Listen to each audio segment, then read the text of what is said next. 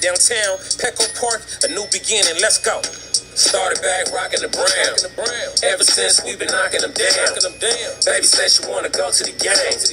Taught her how to say Padre gang. Started back rocking the brown. Ever since we've been knocking them down.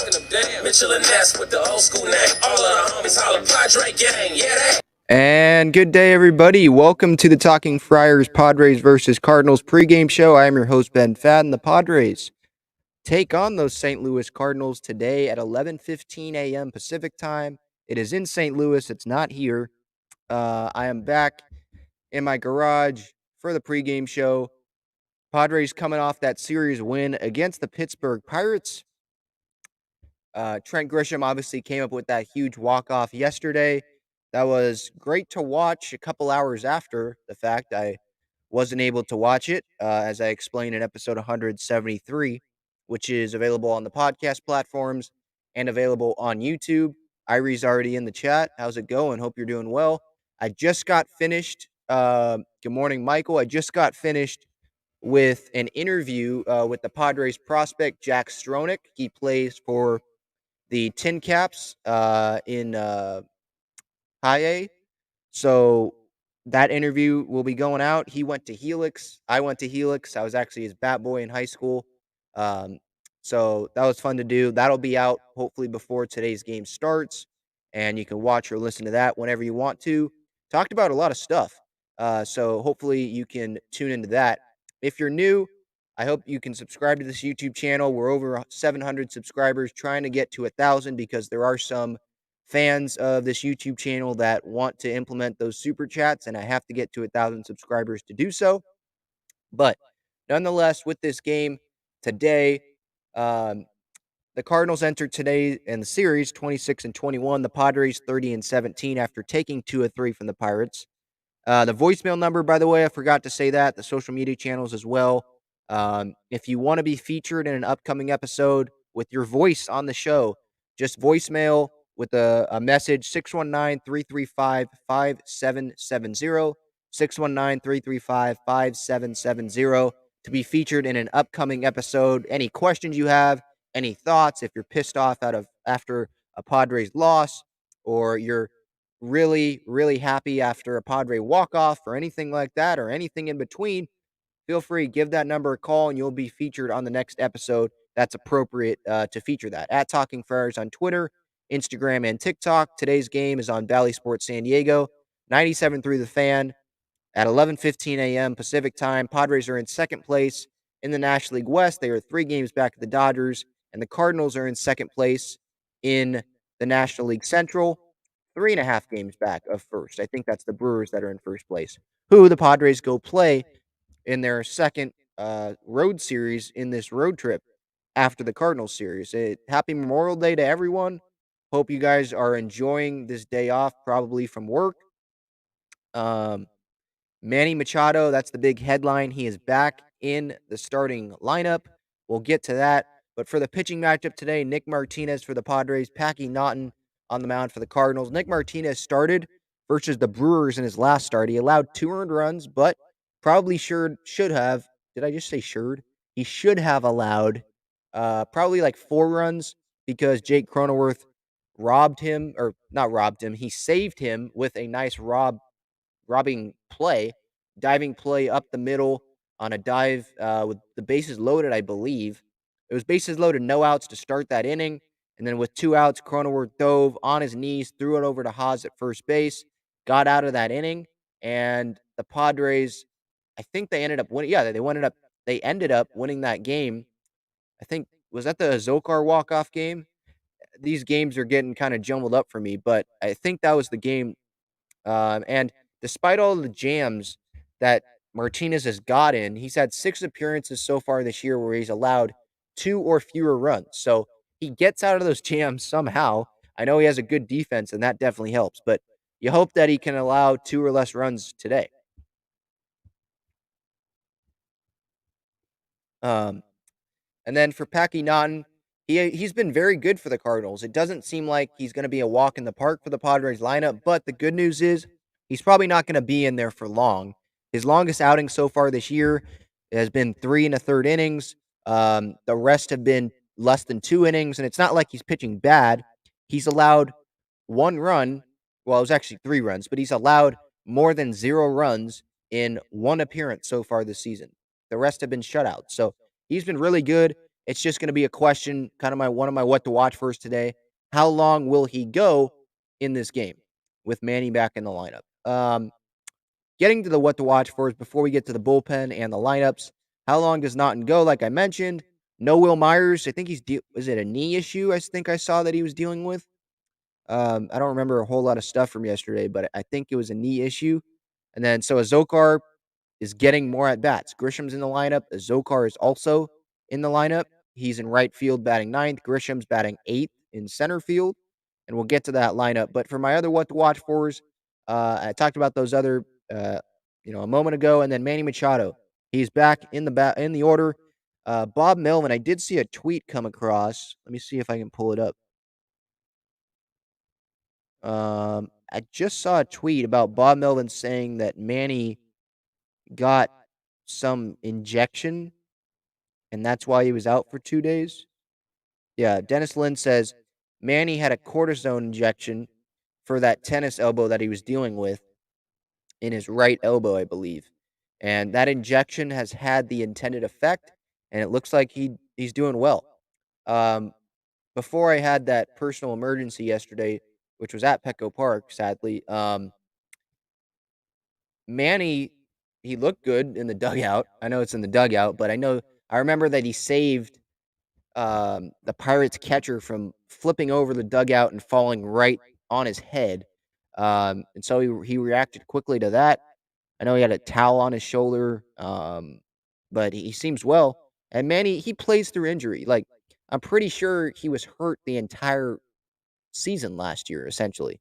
And he played through it. I think it was a shoulder injury, probably multiple injuries, but the shoulder, I think, was the main injury. And he played through it. So he's going to play through injuries. I think he's probably fine right now. Um, and I was thinking about him being my Padre pick, but I feel like that would be chalk. That would be an easy pick. So today I'm going to go with Jerks and Profar. Yesterday I had Cronenworth. He went 0 for 4. So I'm now 29 and 13 so far this season in my pregame show Padre pick. So I'm going to go Profar today, and he is batting leadoff. So we can get to the bullpen situation right now, actually. 1 second here. Yeah, Eric, I almost did it again. No, Profar is not in the easy pick category. That's not it. Those are my notes. Sorry. Kind of get a behind the scenes look there. Here's the bullpen chart. There we go, Ben. Here we go. Okay. So Taylor Rogers, you guys can see this, right? Yep. Okay. So Taylor Rogers, he had a day off yesterday because he pitched back-to-back days. I said on the pregame show Inside Petco yesterday before the game that he was going to be out probably. They didn't want to have him go 3 days and then he's unavailable for a good St. Louis team. The games are probably going to be close. So Garcia went yesterday. He's probably down today after 2 straight days because Robert Suarez should be available. Craig Stammen, Steven Wilson should be available. I'd probably be surprised if Steven Wilson didn't get in the game today because he's had at least 5 days off. I only keep track of the pitch counts over the last 5 days just because the last 7, I don't know if there's really a point of that, but the last 5, I think that's a good amount that it's not like total overblown, or over mind info, if that makes sense. But yeah, Stammen, Wilson, they haven't pitched in a while, so they should be available. And then Nick Martinez, I don't know how much to even expect out of him. Probably 5, 6 innings. I don't have the game logs in front of me right now. I don't think he's gone 7 this year. Has he gone 6? I'm gonna have to look at that.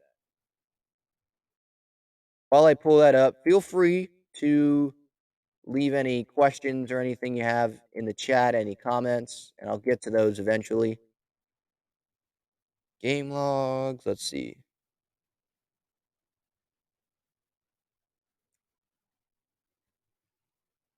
Here we go. Okay, so The longest oh, he has gone 7. He went 7 innings one time against the Marlins. That was almost a month ago, early May. He's gone 5 innings, 4 innings, 4 innings in his last 3 appearances. One of those was out of the bullpen in Philadelphia.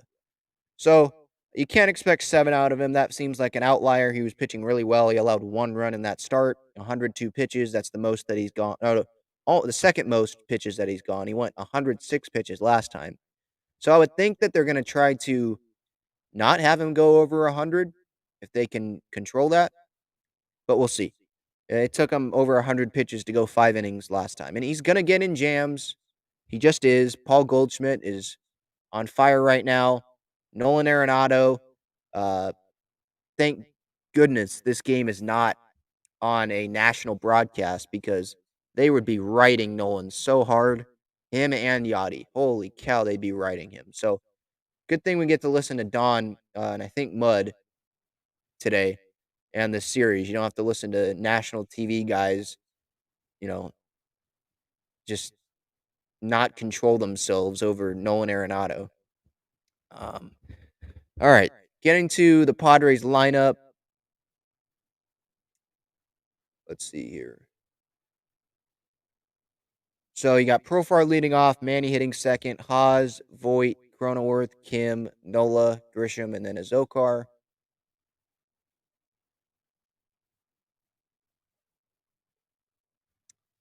Um, when I look at this lineup, I mean, Grisham in there, obviously, that's not surprising. There's a lefty on the mound, so maybe that is a little, but with Myers hurt, or day to day, whatever he is, um, he's going to have to be in the lineup because they don't have anyone else. You know, Sergio Alcantara is an infielder, so Zokar's in right, Grisham's in center, and then Voit DHing against a lefty. So, not a whole lot to talk about in the lineup. Manny is back, hitting second, Cronenworth's hitting fifth. I would still prefer Cronenworth to be a little higher in the lineup, but fifth, I mean, you want your power potential in Voit in the fourth spot. I understand that. Um, Kim, I'm not a big fan of him in the leadoff spot, so that's good that he's not in the leadoff spot. Uh, Personally, I think that they should try Nola again in the leadoff spot. I know they like Profar with the good at bats, but I don't know. I'm just not a huge fan of him there for some reason. I can't like locate why and tell you why, identify why, but I'm just not. Um, but the rest of the lineup I'm fine with. Oz is going to be the 3 hitter for a long time. It seems like for until Fernando gets back or Cronenworth starts to hit or something like that.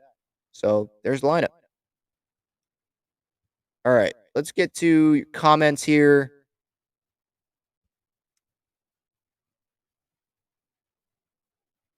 Irie says she wants, or I still don't know if you're a she or a he. I'm sorry. I apologize. Let me know so I know how to identify you. Um, hashtag resign Myers. That's a long way away, but that's, you know, it's going to have to come on like a 1 year deal. Um, I think his time is probably done after this season. They can have Abrams play the outfield. By the way, he played center field yesterday for the first time in El Paso, so maybe that's a development. He'd been playing middle infield ever since he was sent down, but he's back in center yesterday, or he not back. He went to center yesterday, so that's something to look at. Um, yeah, Hassel isn't ready yet. I know. I just talked with Jack Stronach, who's his teammate, and he really loves Hassel and what he's doing right now. He's going to be ready sometime next year, I would think. So I'm not too worried about it. Grisham, they have under control. I know Grisham hasn't been great. He's under control. Zokar's under control. I'm not saying that they're going to be stars, but I'm just saying they're options. Profar, I think, has 1 more year after this year. I think. So it's not terrible. I mean, Brent Rooker's another option who probably will eventually be on the roster playing the outfield. He's in El Paso. He was traded in that Taylor Rogers deal, Chris Paddock and Pagan to Minnesota. So they still it's not like they have no bodies left. they do, even if Myers leaves. I know it's not the best situation, but at least they have, people that can physically fill in. Mazzara, I think this is more like a 1 year, put him in the minor leagues. If injuries happen, bring him up. I know he's been doing well. I think he went 2 for 4 last night. He's been on base every game in El Paso this year. But we saw that with Trace Thompson, and had 9 homers in El Paso and did nothing at the major league level. Irie says if Gore keeps us up, going to be on the All-Star team. Maybe. I think he's more just rookie of the year conversation. Musgrove will. But there's a lot of good National League starters. I haven't looked into it too deep, but remember, you still have to have some relievers on the team as well, and Taylor Rogers is one of them, by the way. Did Kershaw make it to the All-Star game his rookie year? I don't know. I feel like he did, 'cause I know he was really hyped up. No, he did not. 2008. No, he did not. The first All-Star appearance was his 4th season, and then he made it 1, 2, 3, 4, 5, 7 years in a row. And then his 8th All-Star appearance came in 2019. Hasn't made it back since. But I feel like he's an option.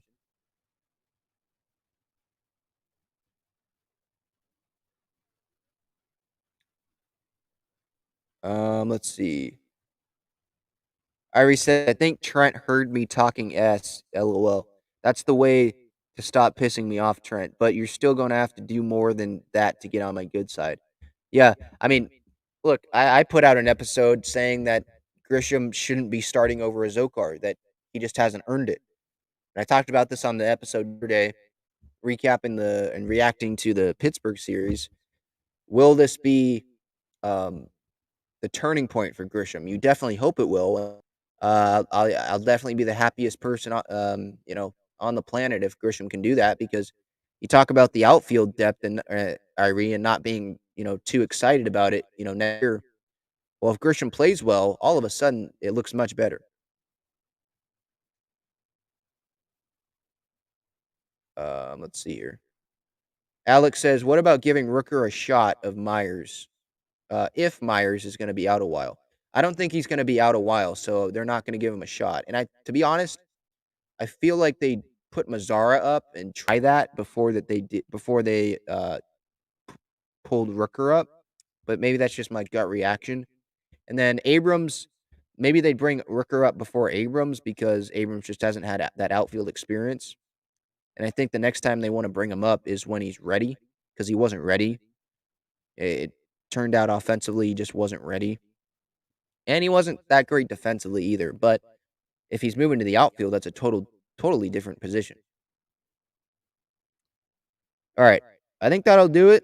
I got to upload episode 174, the interview I just did with the Padres prospect. So that'll be up a little over an hour before the game. All right. This has been the Talking Friars Padres Cardinals pregame show for May 30th, 2022.